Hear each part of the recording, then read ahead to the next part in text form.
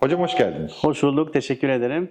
Hocam, bir insan dışarıdan tamamen sağlıklı görünürken içeride tehlikeli seviyede hastalık taşıyabiliyor. Bu ne kadar sıklıkla karşımıza geliyor? Yani sıklık olarak %50'ye yakın bir sıklık var. Genel olarak erkek ve kadın hastalarda. Bu bizim dışarıdan fark edemeyeceğimiz bir problem. Bazı hastalarımız şikayet hiç yokken hiçbir tahlil yaptırmak istemiyor. Evet, Asıl önemli olan aslında şikayet yokken acaba gizli bir problem mi var, henüz belirti vermeyen bir hastalık mı var? Onu tarama amaçlı biz sağlıklı olsun, hasta olsun herkese yılda minimum bir defa bir check-up yaptırmasını öneriyoruz zaten. çok güzel. Hocam peki vücudun erkenden aslında bir uyarı sistemi var. Bize bir şeyleri belli ediyor. Bu erken uyarı sistemlerinden en etkilisi, en önemlisi hangisidir? Yani şikayet olarak şu, hastada ilk belirti bütün hastalıklarda ortak halsizlik ve yorgunluk, genel bir uyku hali, bir düşkünlük. Bunlar aslında toplumun %80'inde 90'ında olan şikayetler. Böyle bir şikayetimiz olduğu zaman vitamin eksikliğinden demir eksikliğine, kalp rahatsızlığından ciddi kanserlere kadar bir sürü sebebi bulunuyor. Bunları öğrenme ve tarama amaçlı bu yüzden tekrar tekrar hastalara biz yılda bir defa minimum check-up yaptırmalarını öneriyoruz. Anladım. Hocam genelde kadınlarda meme kanseri, tiroid bu tarz hastalıklar çok geç belirti veriyor. Bu check-up yaptığımız zamanlarda hocam hiçbir belirti olmamasına rağmen bir sonuç elde edebiliyor muyuz? Tabii ki özellikle kadınlarda meme kanseri ve tiroid kanseri erkek hastalara göre daha sık görülüyor. Memede hiçbir şikayet yokken, ağrı, kitle, dışarıdan ele gelen bir kitle yokken bile biz check-up'ta onun ultrasonla taramasını yapıp eğer varsa böyle bir kitle memede veya tiroidde onun hemen erken teşhisini koyup erken tedaviyle tamamen kür sağlanmasını, iyileşmesini sağlıyoruz. Anladım. Bu mesela bir kitleyi gördük hocam. Bu kitle her zaman cerrahi gerektirir mi yoksa boyutlarına Boyuta göre mi? göre değişiyor. Şimdi genelde memelerde ve tiroidde 1 santimin altındaki kitleleri genelde ultrasonla 3 ayda bir veya 6 ayda bir takip Büyüyor mu, öneriyoruz. büyümüyor mu? Evet, büyüyor mu, Anladım. büyümüyor mu diye. 1 santim ve çoğunlukla 2 santimin üstüne çıkınca o zaman ince iğne dediğimiz yöntemle gerek tiroidden gerek memeden biyopsi Biyopsi. alınıp patolojiye gönderiliyor ve hani kanser mi değil mi o şekilde netleştiriliyor. Hocam bu kanserler arasında meme kanseri en tehlikelileri arasında mıdır? Daha geri dönüşü olabilir mi? Şöyle türüne göre değişiyor aslında. Yani kanserin histolojik dediğimiz o patolojide gönderdiğimiz şeyde çıkacak sonuca göre değişiyor ama meme kanserlerinin evet yani çoğunlukla akciğere yayılımı, işte bazen kanın bağırsaklara yayılımı bu Koltuk açıdan altına çok tehlikeli. metastazı, evet. Erken teşhis çok çok önemli tedavi açısından. Yani erken teşhis olduğu zaman meme kanserinde ve tiroid kanserinde tamamen iyileşme sağlanabiliyor. O O süper. yüzden check-up öneriyoruz mutlaka. Harika. Şimdi hocam bütün her yerde gördüğümüz bir şey var. İşte 40 yaş altı check-up, 40 yaş üstü check-up. Yani insan hayatında belli ki hocam 40 yaşından sonra bir şeyler değişiyor. Şimdi erkeklerde yapılan 40 yaş üstü check-up'larda biz en çok neye bakıyoruz hocam? Şimdi yaş tabii önemli. Erkeklerde özellikle 40 yaşından sonra bir, kalp hastalıklarının riskinin artması, iki, prostat hastalıklarının, prostatta büyüme veya kanserlerin artması, üç, metabolizmanın yavaşlaması nedeniyle hem bu tiroiddeki problemler hem gerçekten mide bağırsak problemleri ve ona bağlı kanserler de olabiliyor.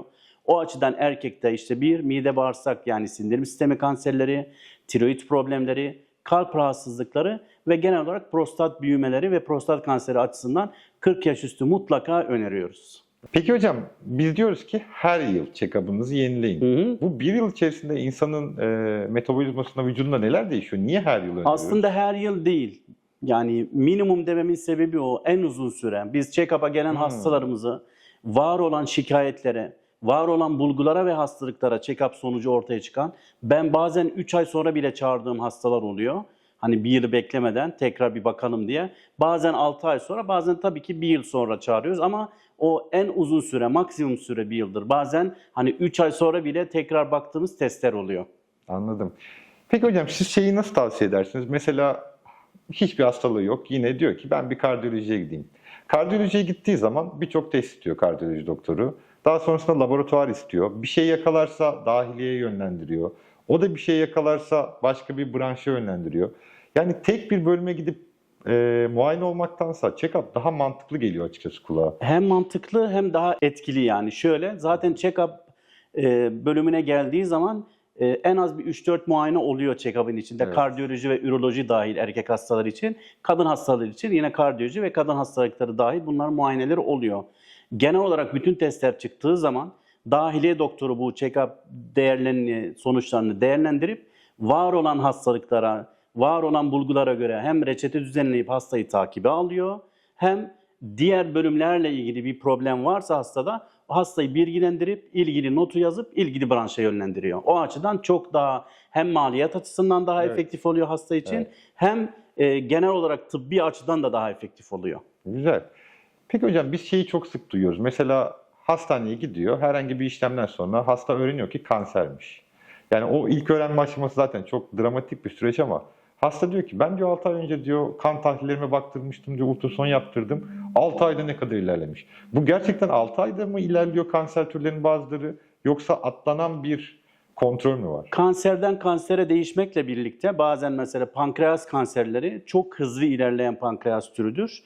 Kanser türüdür. Onun için hani 6 ayda bu kadar hızlı gelişebilir. Ama diğer kanserler genelde bu kadar hızlı gelişmez. Muhtemelen kan tahlillerine henüz yansımamış olabilir. Zaten benim süreyi kısa tutmamın sebebi o. Hani 3 ay veya 6 ayda bir dediğimiz. Bazen kanda baktığımız kanser tarama testleri hastada mesela kanser varsa bile erkenden belirti vermeyebilir. Eğer ufak bir değişiklik varsa bile 3 ay sonra yaptırmamızın sebebi zaten onun yükselip yükselmeyeceğini görmek içindir. Anladım. Hocam bir de ben şunu çok merak ediyorum. Bazı hastalar geliyor, daha önce hiç kontrol yaptırmamış, kendisini takip ettirmemiş, rutin hayatına devam etmiş. Geldiği zaman bir kontrol ediyoruz hocam, terminal dönem yani son evre kanser olduğunu görüyoruz. Ve bu aşamadan sonra ki bize geldiğinde de hasta ayakta, fiziki herhangi bir şekilde sıkıntısı yok. Bu evreden sonra hızlı bir şekilde biyopsiler, PET-CT'ler, kemoterapi, radyoterapi süreçleri ve maalesef ki kısa süre içerisinde de hayatını kaybediyor. Bu hasta hiç gelmeseydi ne değişirdi hocam hayatında? Şimdi şöyle, hiç gelmeseydi bir defa o yaşam süresi ve yaşam kalitesi dediğimiz şeyler bir defa değişik olacaktı bir. Yani hem yaşam kalitesinde daha düşme oluyor. Hani eğer hiç herhangi bir işlem, tedavi, müdahale olmasa. Ama benim asıl dikkat çekmek istediğim konu bazı hastalarımız yani çok şikayeti olsa bile hani herhangi bir şey çıkar, ciddi bir şey çıkar korkusuyla da gelip tahlil yaptırmıyor, check-up yaptırmıyor. Oluyor, çok Ben önerim şu, yani gelin, yaptırın, bir şey varsa da çıkın, her şeyin tedavisi var. Bunu ancak dediğim gibi böyle genel bir taramayla, check-up'la ortaya çıkarabiliriz.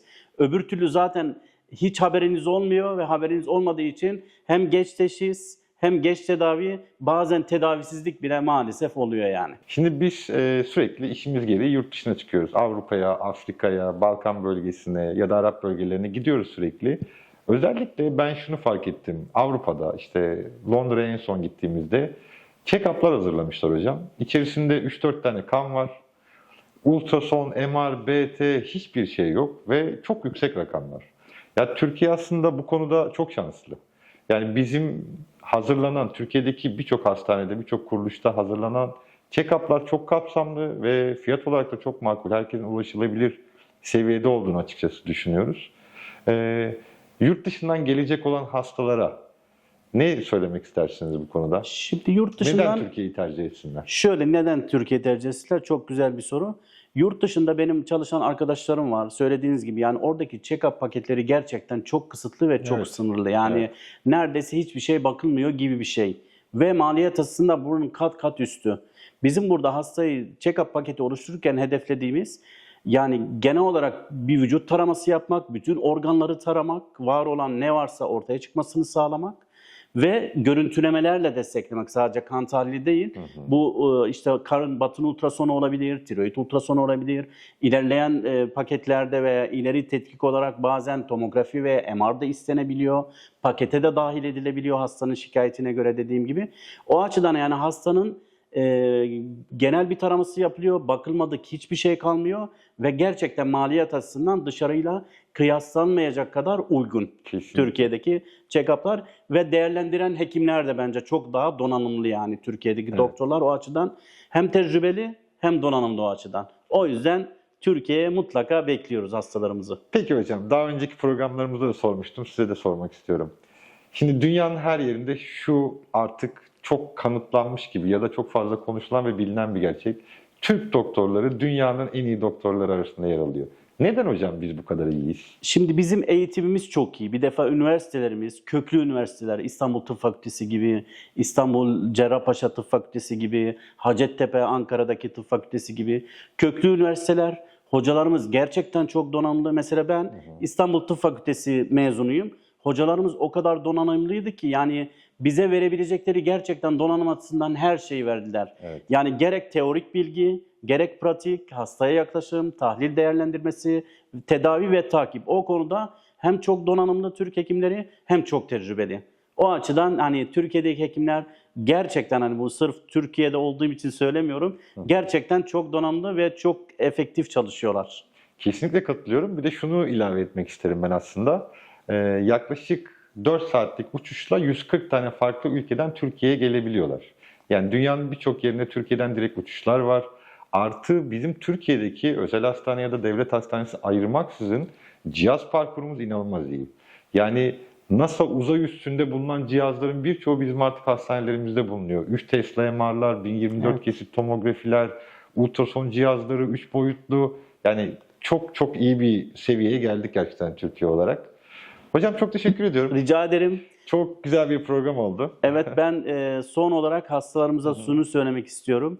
Yani yurt dışındaki özellikle check-up yaptırmak isteyen insanlar için sağlıklı olsun, hasta olsun, şikayeti olsun olmasın.